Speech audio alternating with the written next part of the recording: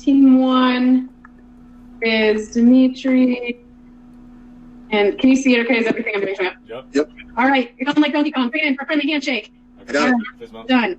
Oops. Hold on a second. Okay, sorry. Does that look right now? Yeah. Yes. All right. Dimitri, you get to go first. Pick your category. Just it's fundamental 100. All right. What is the standard of review governing a fundamental rights analysis? Strict scrutiny. And what does that mean? That means that the government must have a compelling state, or must be a compelling state interest and a narrowly tailored means. Woo, woo, woo, woo. Perfect. 100 points. On the board. All right. Check it out. Look at this house. We can go everything out. Drew. Oh, Dimitri, you get to keep going, right? I don't know how to look back and forth. Drew, go. Okay, there you go. Distribute this for 100. Typically, he gets to keep going until he gets one wrong, though. But... I know. I'm afraid. I'm too chicken to tell him when they got to get it wrong. I don't get that. All right. Here you go. What is no relevance? Woo! No relevance. We got a showdown, guys. All right, next, Dimitri. Yes. Oh, I'm picking. I forgot. Yeah, it's not my fault for 300. Can we try that? Yeah, perfect. That's right. Yeah. Oh gosh. Oh, 60 to 90 days, or 30 to 60 days, or 60 to 90. Yay! 60 days. Dang. You're on it. I didn't know either the answer to your questions offhand, but don't forget that one. Because on the exam, I almost always ask. You'll have the statute, of course, with on the exam, but I almost always ask when, where and when and on what grounds can they get divorced. That question usually has a lot of questions packed into it. Okay. All right, Drew, what's your pick? Distribute this for 200. All right. What's the relevance? And separate property distribution of separate property has been classified as separate property. It goes into that particular spouse's bucket. Perfect. Yep, that fully governs. So title theory governs. Fully governs. I like that better. Perfect, but it would not govern like you said. Would you give me points off if I said marital bucket on my exam? No. Actually, most people do. It's pretty funny. Okay. No, yes. I didn't have you guys for first semester torts, but I always use the phrase little n negligence and big n negligence, and I can't tell you how many people put that on their exams to me. They're like, this is little n negligence, but not big n negligence. All right, Dimitri. All right. Sheesh. Can we do license to marry for 200? Absolutely. It's supposed to be a second wedding comer. To my second wedding to Matt Damon without any further evidence. So he's not licensed to marry anyone? No, he's not an online serve or anything like that. So no, he's just been out. So no, he can't.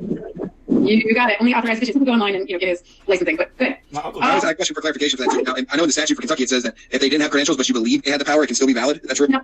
That's exactly right. And I cut that reading when I moved to online, but that's exactly right. Which only makes sense. Like if you got, hustled or have some small minor paperwork error, you could spend years thinking you're married and get to the moment of divorce and realize you weren't. So as long as everybody acted like and believed like you were married, any sort of procedural irregularity will not affect the marriage itself. Gotcha.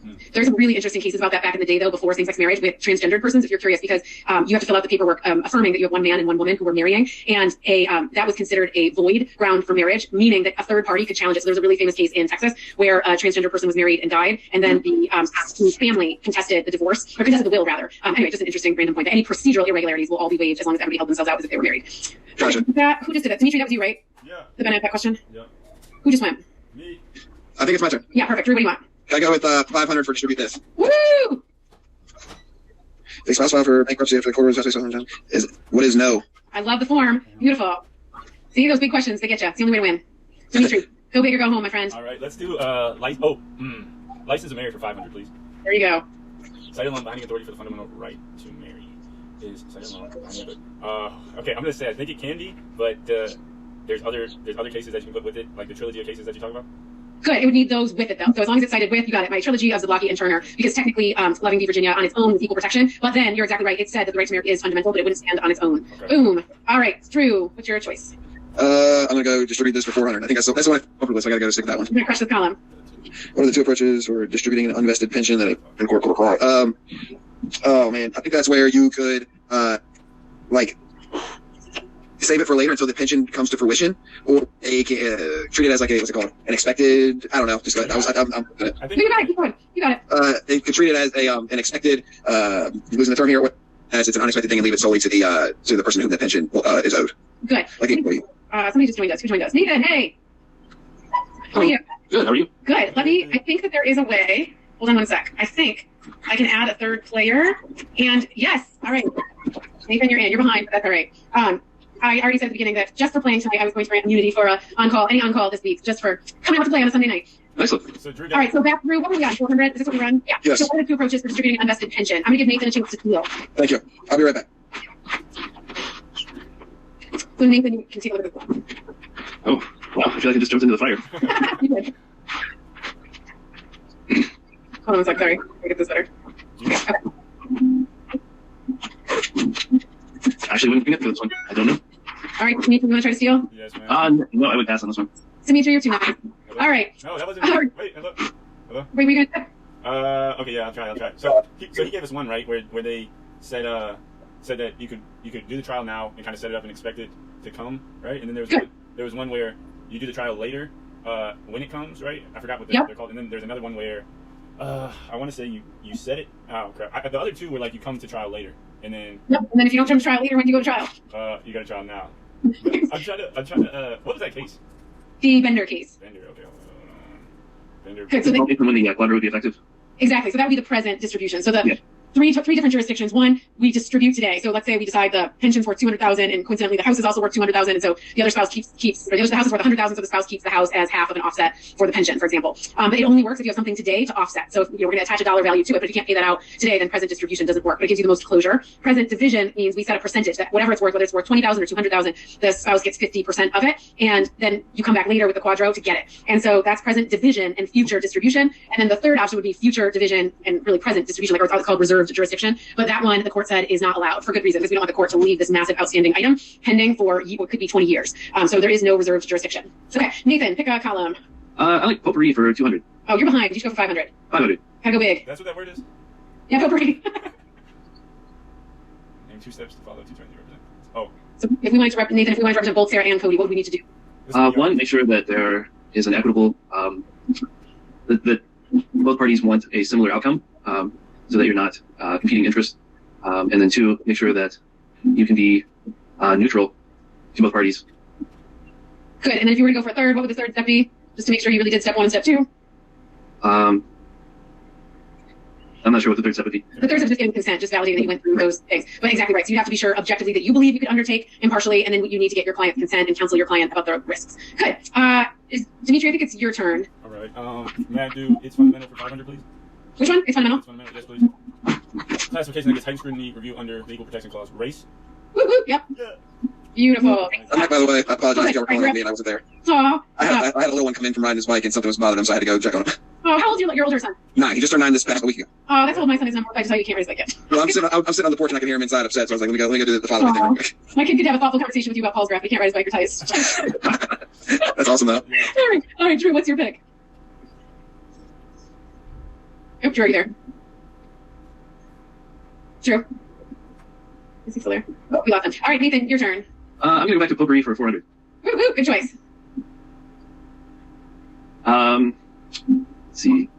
Harm, bodily or mental harm, proven by corroboration with family and friends. Good, and what kind of effect? Long term? It has to at least have that adverse health effect. Right. Okay, so conduct endangering the corroboration one that you're thinking of is from adultery. So Okay. here you need conduct endangering life, limb, or health, or creating reasonable apprehension of. But to your long-term thing, you do need a course of conduct, and it has to create an adverse health effect. So that's where Cody's in kind of a weird situation, like whether or not one thing would not. It's very unlikely that one thing would be enough to get him any fault-based ground for divorce on cruelty. All right, Drew, are you back? Yes, I'm sorry. I hit the power button by accident trying to adjust my screen. I'm all over the place tonight. That's right, it's your turn. Can I do distribute this for 300? Whoop, whoop. All right.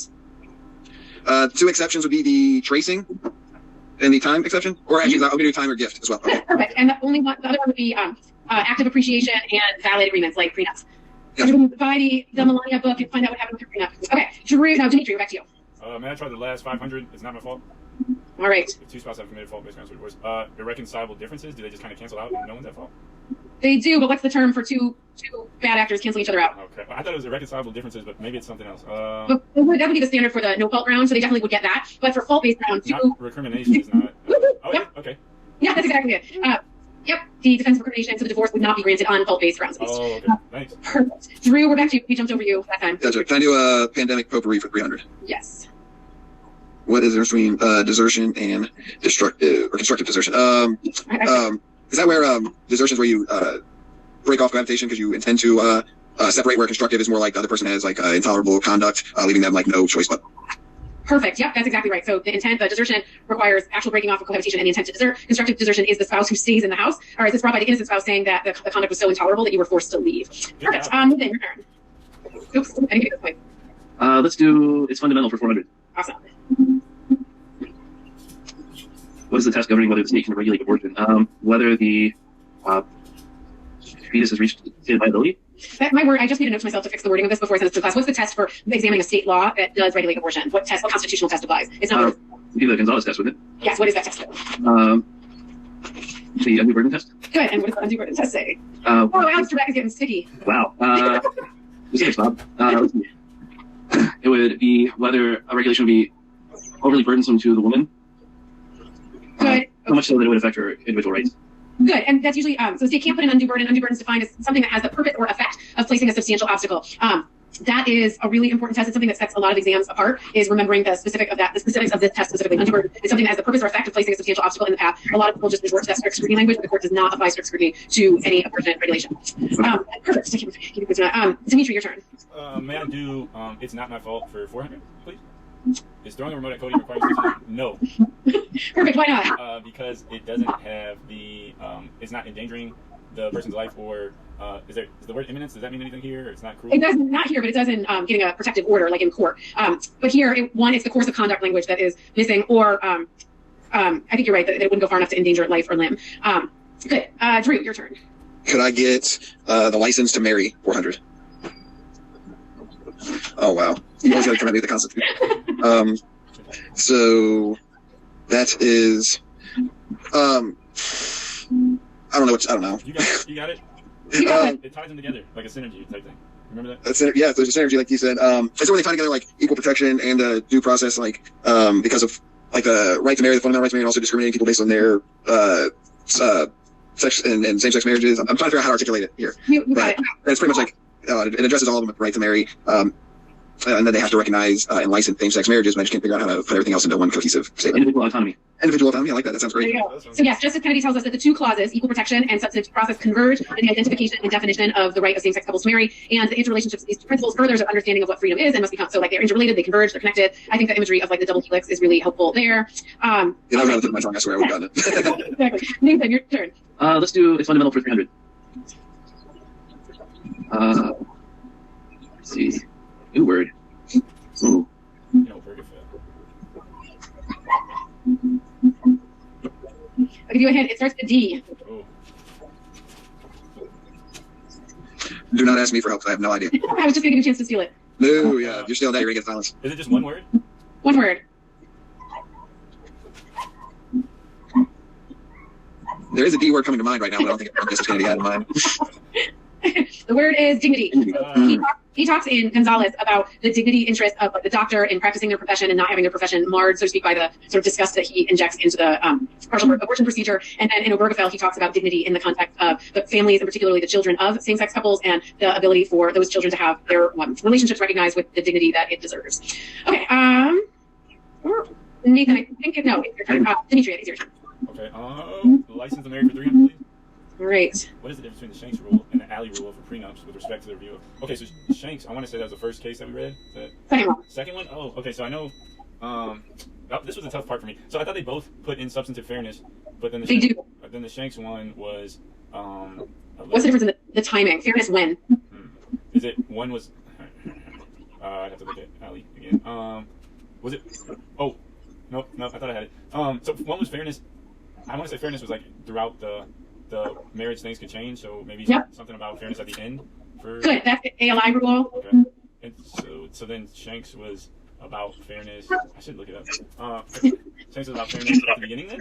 Exactly. Oh, wow. Yep, so, and that's, a lot of people, for the charts that I've graded so far, a lot of people have either so much content that point is not popping, or are missing that point entirely. But it's a huge difference. So Shanks only looks at the moment you signed it, was this fair? So tons of things change over time, but Shanks doesn't care about that. And that can be a really harsh rule, like one spouse could be permanently disabled or unable to work, or have a real hardship, and the court will not care about that in Shanks. And in the ALI version, they look at the moment of enforcement, which is far more adaptive, but then as a contract, that's not a super reliable method of contract if the court could change it at any moment. And Kentucky sits closer to that ALI rule. Okay, Drew, is it your turn? Yes. Pandemic potpourri for 200. What is the difference between connivance and collusion? Oh man, that's collusion's like both parties are agreeing to like do something wrong so they can have a divorce, where connivance is just like one person.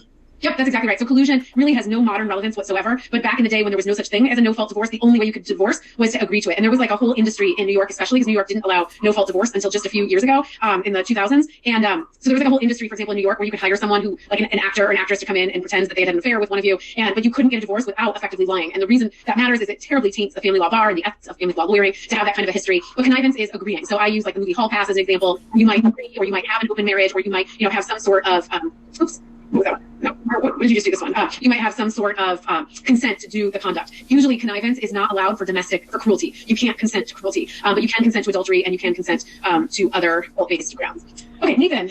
Let's do it's fundamental for 200. Excellent. What is the standard review governing rational basis scrutiny?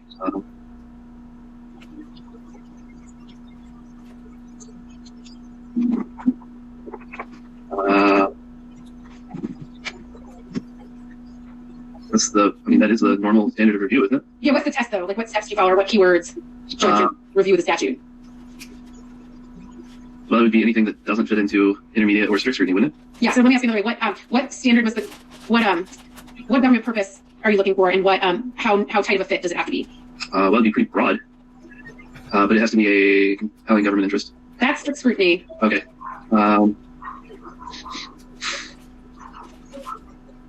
You've got where is it? Where? So government there has to have a legitimate government purpose. You just have to be rationally related. You're totally right when you said isn't the answer to the question itself. So to some extent, yes, but this is what the official language you'll apply on the exam. You'll apply that if what I give you does not infringe on a fundamental right, or if it's a classification that is not subject to some sort of heightened review. So you're most likely to see it there. Dimitri. Professor, a question on that last one. Yeah. When we're answering and say it's not rational basis review, say it's just any other classification. Yep. I mean, say it's race or something. Do you want us to say you don't want us to bring this into the answer, do you? No, just think of it like a menu, and you pick one and you move on. Okay. That's exactly right. So if you're applying, if you've already established that this is regulation, it regulates on the basis of race, you apply strict scrutiny, you've never mentioned rational basis. Okay, thanks. Yeah. Top theory for one. No, just yeah. Is spousal support automatically granted in Kentucky? Oh man. Did you already finish this week? Yeah, I did, but do I remember? Is spousal support? I'm gonna say yes. Oh no. Well, then, no.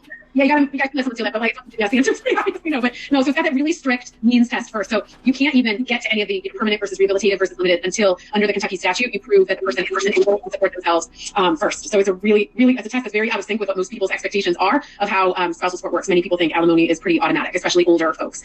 Drew. It's not my fault. 200. Yay. What must a there is there was no there was a irretrievable breakdown in the marriage? Perfect. Yep. And the key to the A answer on the exam is making sure you define that as well under the statute, which is defined at the very bottom of that statute. It says irretrievably broken means there is no reasonable prospect of reconciliation. That's going to be super important, like for Sarah and Cody. Obviously, she doesn't want to divorce, but the test isn't, both spouses want to divorce. Is there any prospect of reconciliation? Gotcha. All right, Nathan. I'll do license to marry for 100. Did we do this already? Yes. We did. Nathan, you weren't here for this, I don't think, but I must have forgot to toggle it off. How long? Is it 90 days? No, 60 days. 60 days. I All forgot. right, Dimitri, bring us home. Adultery. Perfect. Yeah. Oops. Lost this one. Yes, good. We cleared it. All right, awesome. I am. Stop this here. Okay, cool. So that's my game. I'm making that out for class. I'm actually clean it up a little bit first, but I'm going to send it out to everyone if you ever want to play at home with your loved ones for fun. Did you guys have any other questions about the materials or anything else you want to review or practice? Not offhand. I want to still review constitutional law some more, and then maybe set up like a office hour or something with you at any time during the week to kind of go over it. But I want to prepare a little bit more before that meeting, if that's all right. That sounds awesome. No, definitely do that. And you did you say last Thursday? I did, yes. So but definitely let's do that. And then and if you wanted to just pick, I have a bunch of old exams posted already. One good way to review would be to just do one of those and we could talk it out in office hours. Okay, is it on Blackboard? Yeah, under exam materials. And then this Thursday in our lawyering lab, we're doing a whole nother equitable distribution practice as well. Okay. Awesome, Yeah, no, Graham, thanks for joining. Dimitri, Nathan, any other questions? I need to tighten up my definitions for a lot of stuff I'm looking at, and then I probably should re-review my own spousal support and stuff, just because. And that's what we're going to do with the lawyer lab too. So you should never, finish the online module and feel 100% ready. We'll practice it this week. Particularly, that's where I always assign the online module reading the statute, but that doesn't necessarily make it, stick really well. So we'll practice that for Sarah and Cody this week as well. I messed up because I read the statute like last week and then I didn't look at it again, and so that was so that's probably why it's out of my mind a little bit. But I definitely need to go through my fault-based and prenup stuff and kind of tighten it up a little bit, just make it more concise. Yeah, the biggest thing, I think everybody has like passive mastery of it, just making sure you guys know time constraints are tight, just making sure that you've got all that language ready to go. So like if you have access to a printer, I would definitely start printing out these little charts that you're making and have those ready and accessible and just start to highlight those key terms. Like on the spousal support, I would highlight that at the time of execution versus at the time of enforcement, highlight course of conduct, highlight some of the terms that we emphasized here. But I feel like everybody has just a little bit more work to do outside of class just to get those materials organized and really quick, really efficient to work with. Yeah. Well, another question, so how do we take the test on the internet, or did it stay over? I don't know. Yeah, it's home. And did you take tests on Xtegrity at the end of the spring semester? I'm not positive. I know I might have, but I don't think I did. I think I'm trying to think of the way it works is you will go to the site, and all the week before the very last week of class, your assignment for the lawyer lab is to do a practice exam. So you'll have already gone to the site and done it once before the actual exam comes. But for the actual exam, you go to the ExamSoft Xtegrity site and you log in, and your exam's sitting there. And the minute you download it, it starts a timer for you personally, and then you have 3 hours. And I'll add more to it just to account for downloading and all the challenges of taking this at home. But you'll have like the 3 or 4 hours to download it, take the exam, and upload it, and you'll be able to do that anytime from our last day of class, which is like Friday, July 5th or 4th, maybe. I can't remember. Whenever our last day of class is, the exam will be ready the next day until the end of exam period, which I think is July 8th, if I'm remembering correctly. But you'll have that whole window, and you just need to find a 3-hour block or 4-hour block in that window to sit down and take it. All right, thank you. But yeah, but it's pretty self-explanatory. But it's a take-home exam, open book. Thank you. Cool. If you guys have any other questions, let me just definitely stop the recording. I was going to send this recording, but I actually don't want to do that. I think I'm just going to send a link to the Jeopardy game, so I'll send it to everyone. And then if you guys wanted to do it again, you're welcome to as well. But I think I'm going to add a couple more things like this, just some more like interactive ways to mix it up and try to go over the material. I think it's helpful to have like something to show up to motivate you to. I think open office hours are hard to rally for. Awesome, thank you. Cool. If you guys want to set up any individual consults to go over anything whatsoever, like the Commonwealth stuff, definitely let me know. You guys are all released from being on call on Thursday. All right, thank you. All right, I'll see you guys Thursday night. Have a good night. Take care. Bye.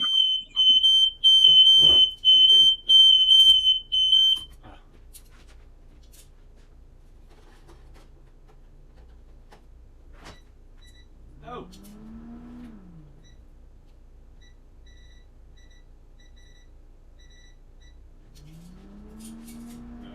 Shit, bro.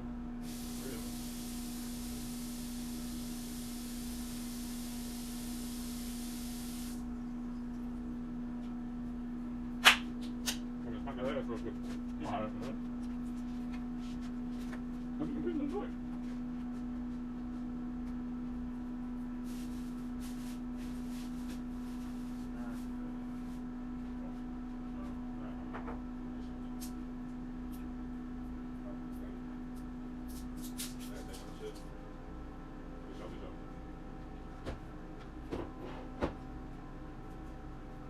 Bitch. I've been around it. You know, feel what's happening. I said, what's happening? Yeah, I know. What is that about? We might just call them out. They might just charge cents. I'm like a butterfly. I'm like a 50 nuts. I'll charge you 50 watts. I'm like a 50 drop. I'm like a 50 shots. But it can't niggas. I'm like a 50 shots. I'm getting 50 shots. Oh, flipping blocks. Oh, flipping blocks. You know, 50 shots. I'm like a 50 shot. I'm on that flat.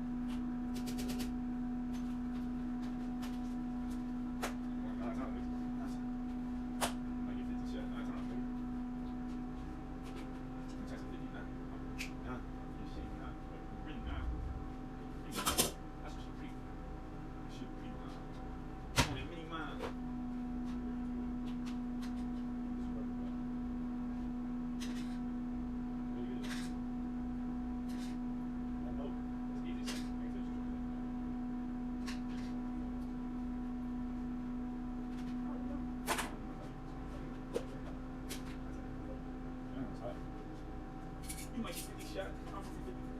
You rep 50 blocks. So you know, these guys. You rep 50 blocks.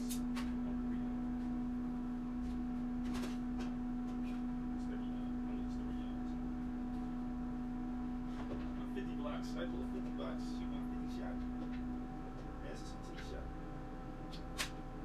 Should hit a really drop. I mean, that really pop. Do a really drop. I'm with a really not. She want really pop. I'm over really not. Really not. I'm in really not. I'll be out really not.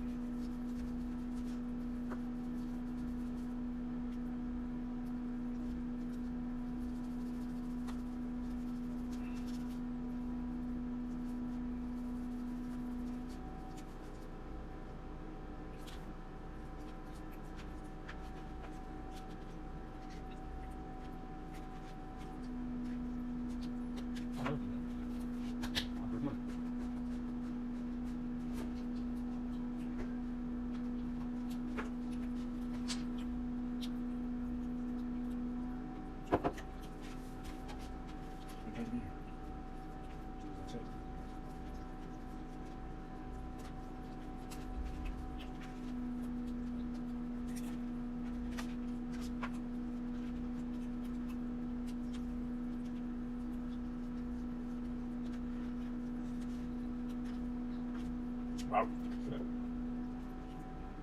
Only way better than me. Oh.